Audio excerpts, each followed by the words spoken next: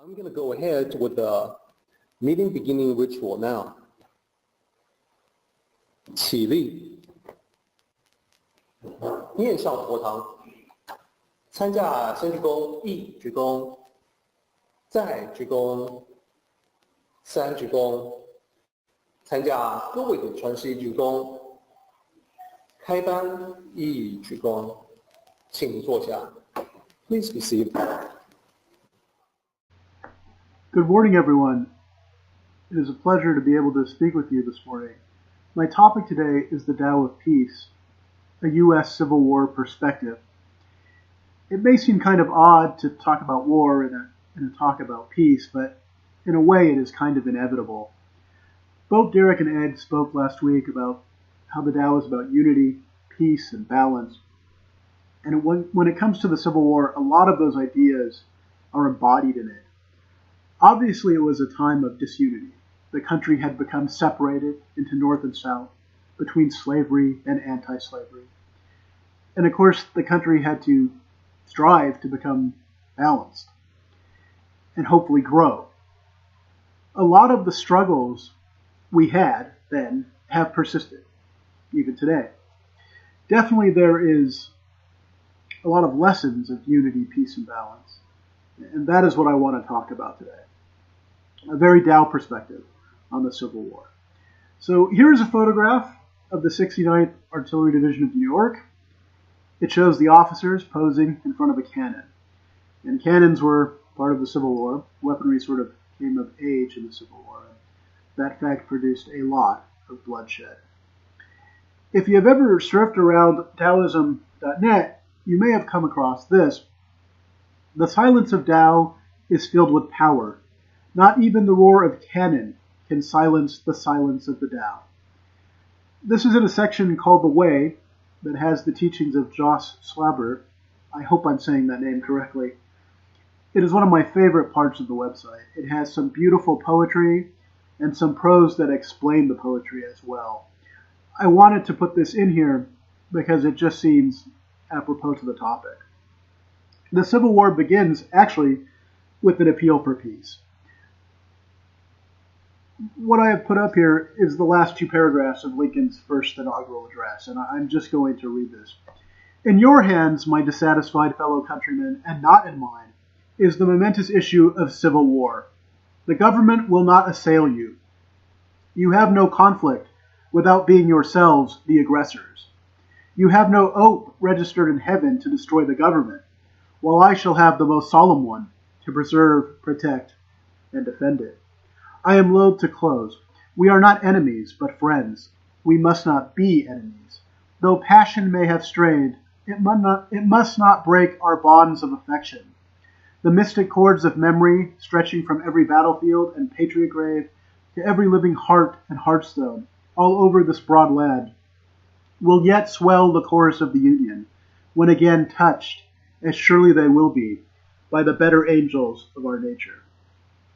You know, I don't know if Lincoln ever studied the Tao, but he sure did embody a lot of Tao sage-like traits. Essentially, he is doing two things here. One, he is taking the moral high ground. He is saying, if you want to start a war, you are going to have to start it. I'm not going to start it. And secondly, he is begging, please don't start this war. Let's not be enemies. Let's be friends. Let's put aside our differences and find a way to get along. And that is a theme that is sort of timeless. That was relevant in the 19th century, and then again in the 20th century, and it is certainly relevant again today. Regardless of what the perceived enemies or who the perceived enemies are, we should remember that we are all unified. We are all connected. We are all together in this thing. Now, as we know from history, the Confederacy did not accept the olive branch of peace that was offered to them, and the bloodiest war in U.S. history begins. And that sad fact remains true to this day.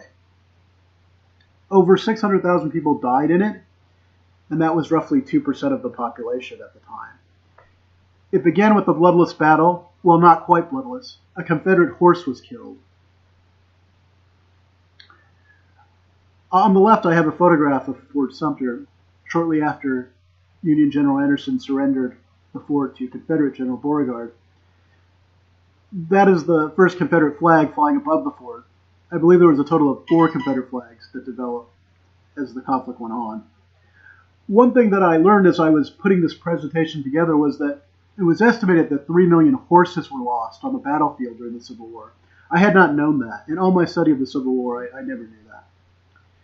It makes an interesting segue into something, and that's this. Chapter 46 of the Tao Te Ching. When the world lacks the Tao, war horses must give birth on the battlefield. I think this quote and the one that precedes it resonates with a lot of people. I think the reason why people like this quote so much is because it has such powerful imagery. It has such a deep meaning beyond just the words. And I think it sort of bypasses the mind and speaks right to the heart. And I think that is why so many people identify with it. I know Bill has talked about it many times, and he has said it as one of his favorite quotes, and I think Derek has said that as well. On the left here, I have a picture of the aftermath of the Battle of Gettysburg. This is one of the farmhouses where some of the skirmishes took place. And you can see there in the foreground all of the dead horses. And I can't help but think that this is a farm, and horses on a farm are not supposed to be involved in battle. They are supposed to be used for another purpose. And of course, I'm going to try and come back to that a little bit later. Since the Civil War began with a bloodless battle, in that no human blood was shed, many historians consider the First Battle of Bull Run to be the start of the war. And I want to talk briefly about a character from that battle, and it has to do with a coincidence on the path to peace. That gentleman is named Wilbur McLean. He was a plantation owner and a slave owner, and he was sympathetic to the Confederate cause. So the day before the First Battle of Bull Run, he tenders his house to General Beauregard to use as his headquarters during the battle. And the next day, during the battle, an artillery shell explodes in the fireplace and destroys the summer kitchen and kills several people.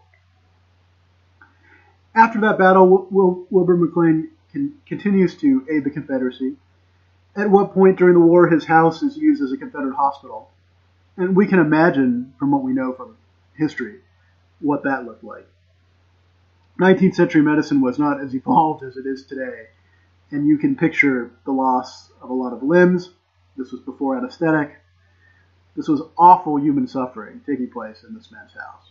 And it's no wonder that after a while he grew tired of the awfulness of war, and he wanted to get away. And so he left his plantation and his house on the plantation, and he moved to what he hoped would be a small town where he would never have to deal with the horror of war again. And that town was, of course, Appomattox. And Appomattox is the place where Lee surrenders to Grant. And so, as historians often say, Wilbur McLean could rightfully say that the war began in his front yard and ended in his front parlor. Really, what I want to talk about today is about the peace process of the Civil War. I think there is a lot of lessons to be learned from it, so I'm going to jump right into it. I'm going to bypass those 4 horrible years in the Civil War and go right to the peace process. So obviously the peace process comes down to a moment between General Grant and General Lee. I want to talk a little bit about them together and then individually, and then get into the peace process itself. They served together before the war. Grant remembered Lee very well. Lee did not remember Grant very well, but that is understandable, as Lee was a bit older than Grant. They spoke very highly of each other during the war. When Grant took over on the Eastern Front, he endured one of the worst losses of the war at Cold Harbor. Most of the war, the South actually won most of the battles along the way. And there's a story about Lee's officers saying that they thought Grant was incompetent and that they would beat him easily. And Lee admonished them and told them that I don't see any problem with the way Mr. Grant has conducted his affairs. I think he's handled himself quite well. And that shows that they had great respect for each other, and even though they were enemies.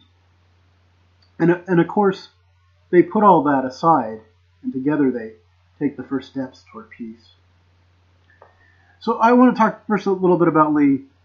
He actually opposed both secession and slavery, and yet he goes on to defend them both. In fact, Lincoln had offered Lee command of the Union forces before the war, and he told Lincoln he would think about it. But the next day, Virginia seceded, and he considered Virginia his country, and for that reason, he felt compelled to support the Confederacy. Another interesting fact about Lee is that after the war, he swore renewed allegiance to the United States, and by doing that, he persuaded many of his fellow Confederate soldiers to do the same.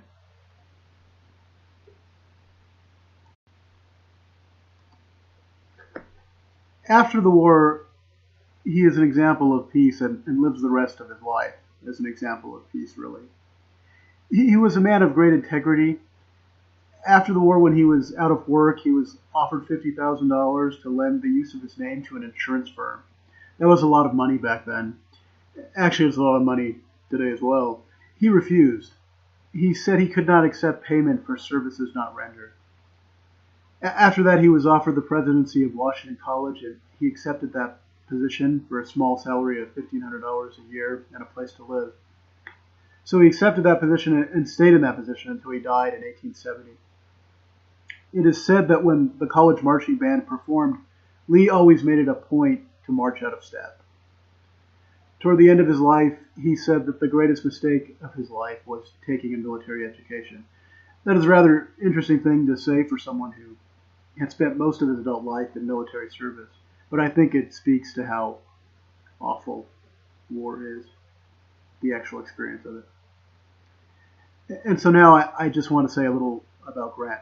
It is said that he was a failure at everything except marriage and war, and that's kind of true. He wasn't much of a president, frankly. He pledged his presidency to peace, honesty, and civil rights, but unfortunately his 2 terms were marred by corruption. After he was president, he lent his name to a Wall Street brokerage firm, and a partner in that firm stole millions from the shareholders, and the Grant family was left bankrupt as a result.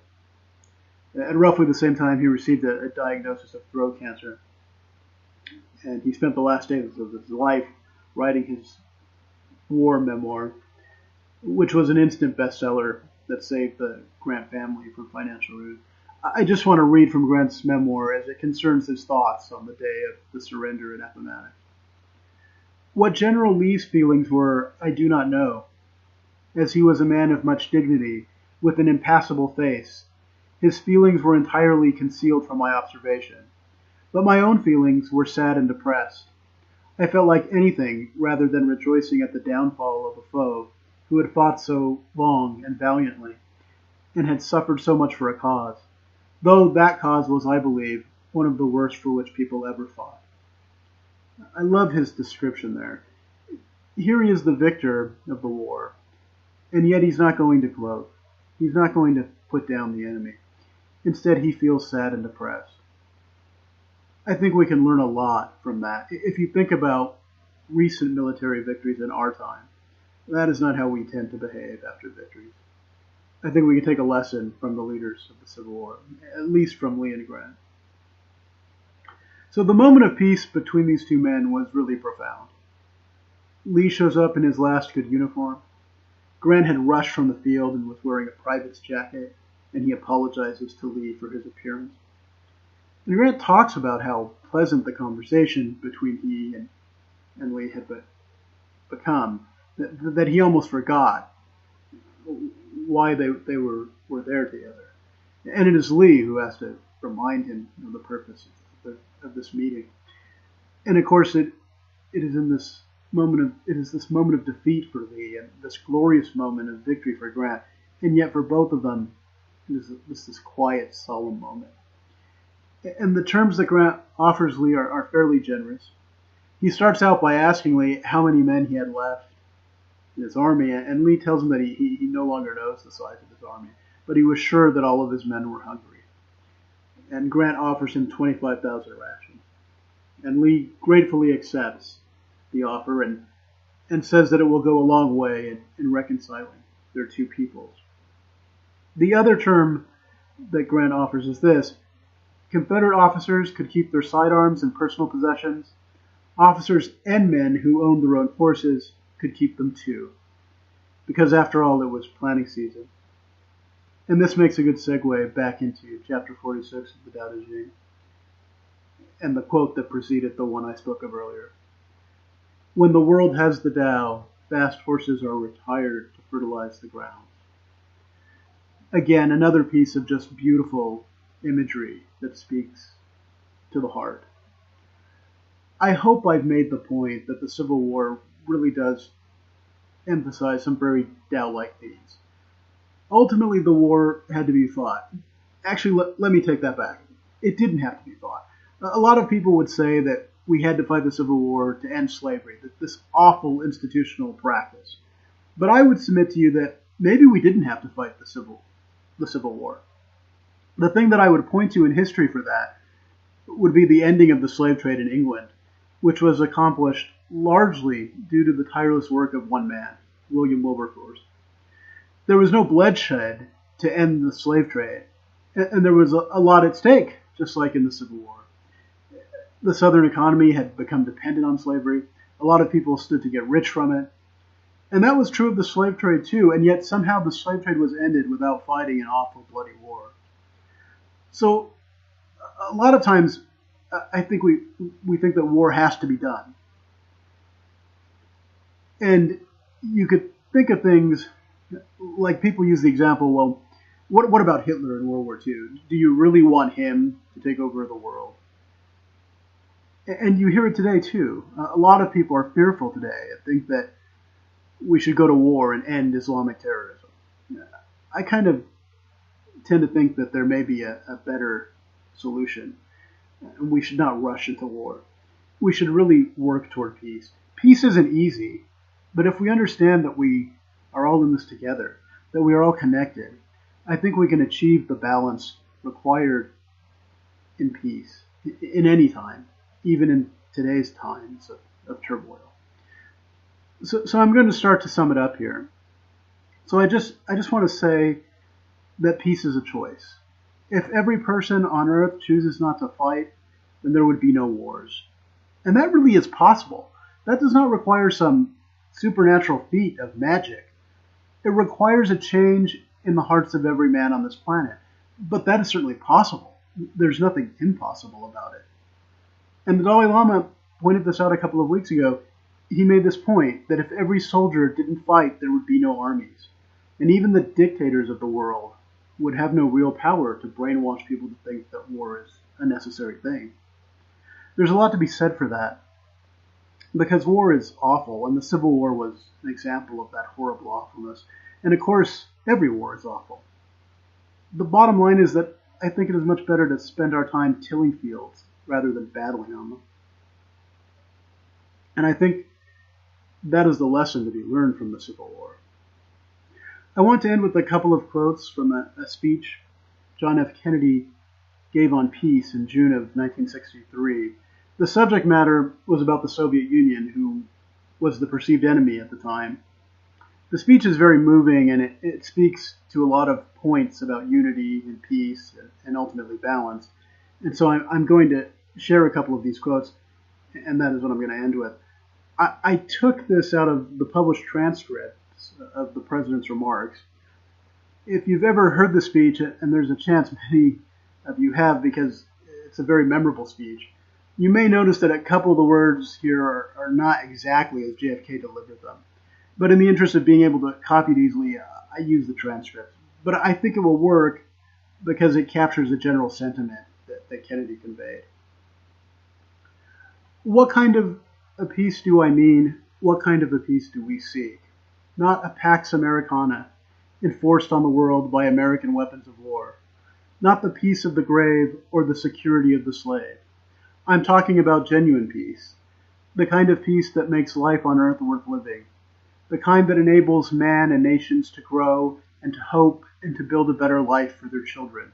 Not merely peace for Americans, but peace for all men and women.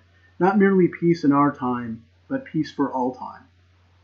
Then also from that same speech, for in the final analysis, our most basic common link is that we all inhabit this planet, we all breathe the same air, we all cherish our children's futures, and we are all mortal. I think in order for us to achieve peace on this planet, we all have to understand that one, we are connected. We can't kill each other because killing each other in a sense is killing ourselves because we are all connected. And a lot of those themes are certainly here in JFK's speech. And like I said, peace is an individual choice we all have to make. We all can do it. We can choose peace ourselves for our lives. And I believe that if we can change ourselves, which is the only power we really have to change, is to change ourselves. If you change yourself, you'll change the people that love you. And in turn, they will change the people that love them. It becomes like a ripple. Now, I think that is the way peace can work. And I think it has worked. And I think it will work. We just have to have faith in that process. To understand that separation is an illusion. That we really are connected. We really are one. And that we should work together to till the fields of peace. So I want to thank all of you for listening to me this morning. It was a pleasure speaking with you. I hope I said something that was of use. And I hope you all have a wonderful Sunday. Let's go ahead and do the meeting ending ritual, everybody. 起立，面向佛堂，持架三鞠躬，一鞠躬，再鞠躬，三鞠躬，持架规格是一鞠躬，接班一鞠躬。Okay, everybody, we are done. Participate in the Tao meeting by joining us online. For information, go to Taoism.net/Tao